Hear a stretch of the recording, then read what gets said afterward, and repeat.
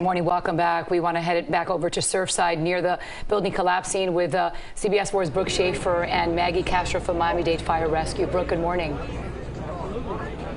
Hey, Maribel, good morning. Yeah, like you mentioned, we are here. Obviously, we've been here for days on this site here in Surfside, but I want to bring in Maggie Castro. She is a rescue specialist with Florida Task Force 1, and she can sort of help us understand a little bit more about how delicate and how meticulous a search and rescue like this is. Can you talk about that a little bit? Sure. As you can imagine, we have a huge pile. We have a huge rubble pile, and it takes a lot of work, and it takes a lot of diligent work and steady, slow work to be able to get this done. We always have the possibility of there being secondary collapses within the pile itself, and we don't want to cause that, because if there's any void spaces where we can potentially find victims that are alive, we don't want anything to happen to those void spaces by us moving the pile.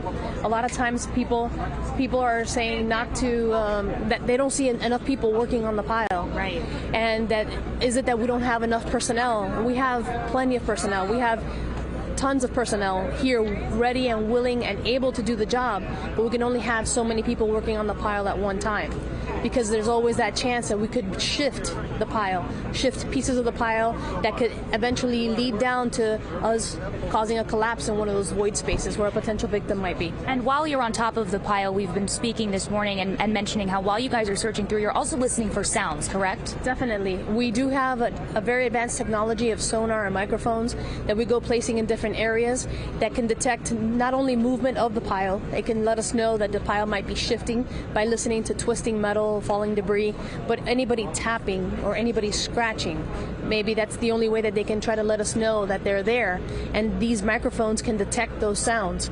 We will, if we hear sounds of that nature, we will have the dogs come over and see if the dog's alert in a particular area. And if the dog's alert, then we take it from there. We continue opening search holes using our cameras, lowering 360-degree cameras into the space, attempting to find anything that will resemble a person that we can continue to dig for.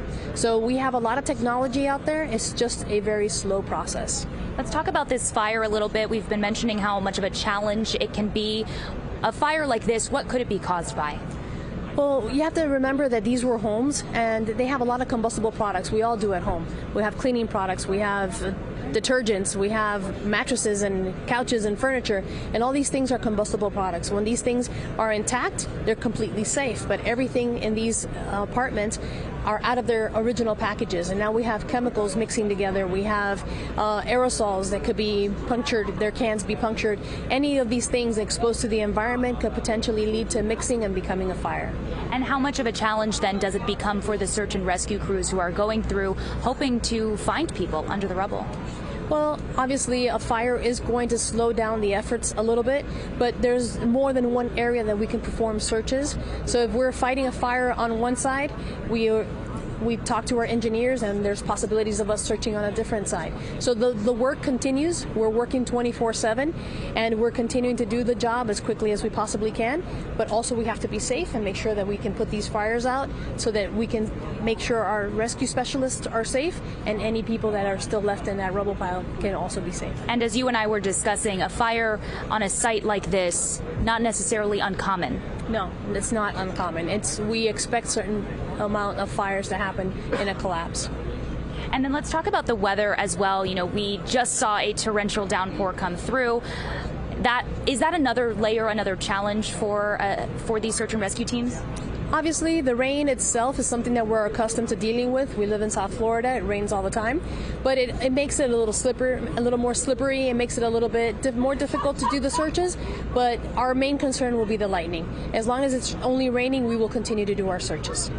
We've been hearing the numbers, and at this point, they feel grim. 159 people unaccounted for. That number did not change overnight.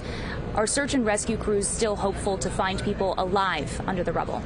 We're always going to remain hopeful until we complete our mission. So we're going to continue in our rescue mode and continue hoping that we can find anyone in that pile. And at this point, it is still a search and rescue mode. We are still completely in rescue mode.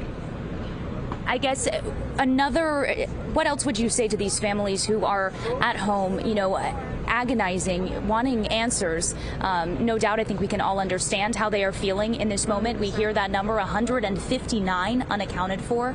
Can you explain a little bit more how tedious a process like this needs to be? Because I think people at home, they look at these videos and they see, why aren't there hundreds of people standing on this rubble right now? Why aren't they just picking up every single rock right now? Explain how delicate a process like this needs to be. First, I'd like to say that we understand what the families are going through.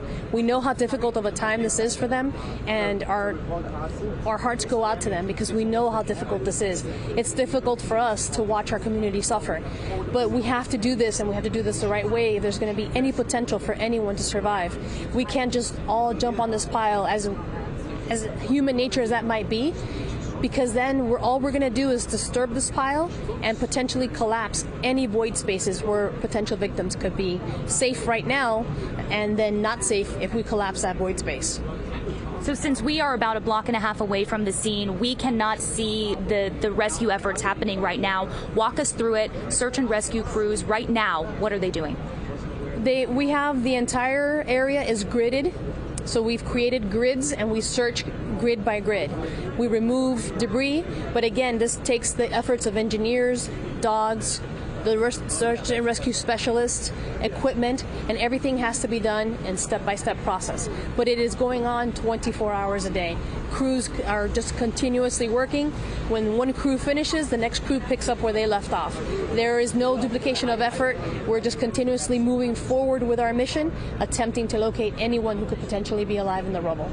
Certainly not an easy mission, but again, you said you do believe, or you have hope at least, that there are people alive under that rubble. We definitely have hope. All right, Maggie Castro, thank you for your time. I believe you have to run to a debrief as we speak, so thank you very much. We appreciate your time and your efforts out here. Thank you very much. All right, Keith and Maribel, we'll send it back to you guys. All right, Brooke Schaefer with Maggie Castro from Miami-Dade Fire Rescue. Great information there, Brooke. Thank you.